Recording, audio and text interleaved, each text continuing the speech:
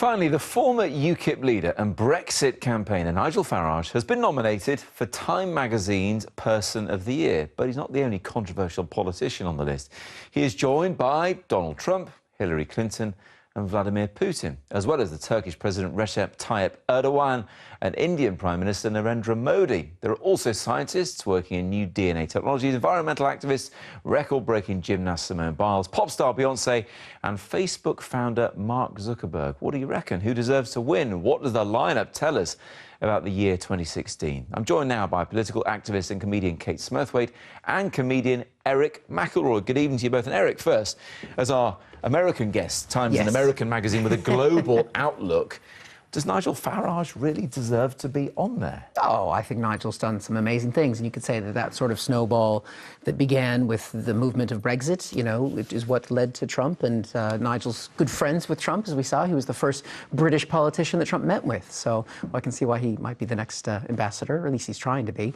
So, yeah, no, I think Nigel deserves to be on that list. It's pretty phenomenal what he's done. Does he deserve to win, though, Kate? I mean, surely the elephant in the room is the one with the blonde hair. Yes, and you don't mean Hillary Clinton, do you? I mean, the thing is, we should remember that or Boris Johnson, for that matter. Yeah. He's not on the list.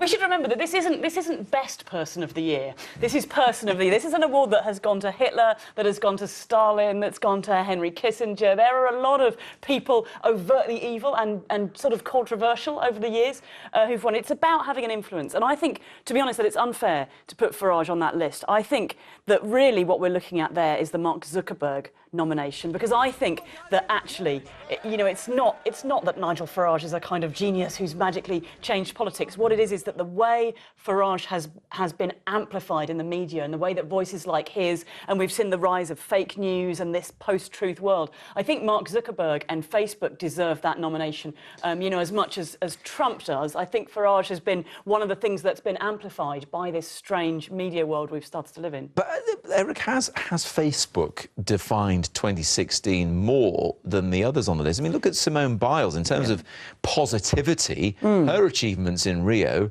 are huge. Yeah. Well, this isn't a year of positivity, I think. Maybe it would be nice if she got it, but I don't think that's the overall theme of 2016 for most people. I mean, either way, whether Trump wins or loses, he's probably going to say the results are rigged. But hopefully he'll realize it's mainstream media and just refuse to accept it.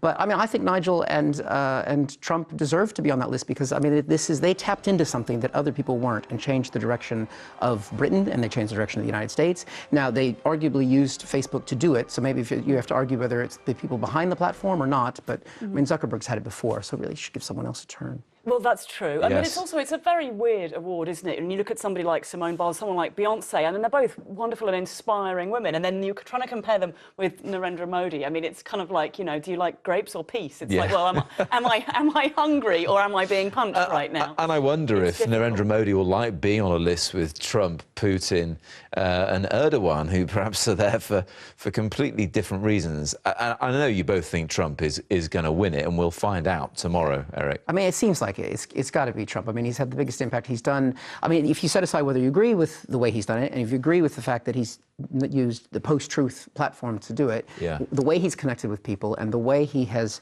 turned over everything. I mean, he got rid of the Republican establishment, he got rid of the Democratic establishment, and I mean, even we saw with his call to Taiwan, he might be changing the establishment way we do politics in America, you know, and international relations. I don't know if I don't agree with the direction he's taking us, but he's taken us in a direction. No, we discussed that right here yesterday, and you never know that China could be the person of the year next year, or certainly their leader. But, Kate, just briefly, I mean, who is missing from the list? OK, we think Trump's going to win, but who's missing from being nominated? Well, there's a few people I think are missing from being nominated. You know, one that strikes me as very obvious is the sort of right-wing fake news media. You know, they do often give it to somebody that's not a person. They've given it to computers and the internet. They've given it to you, as in all of us before. Well, yes, not you. Yes. But no, I was one of them, though.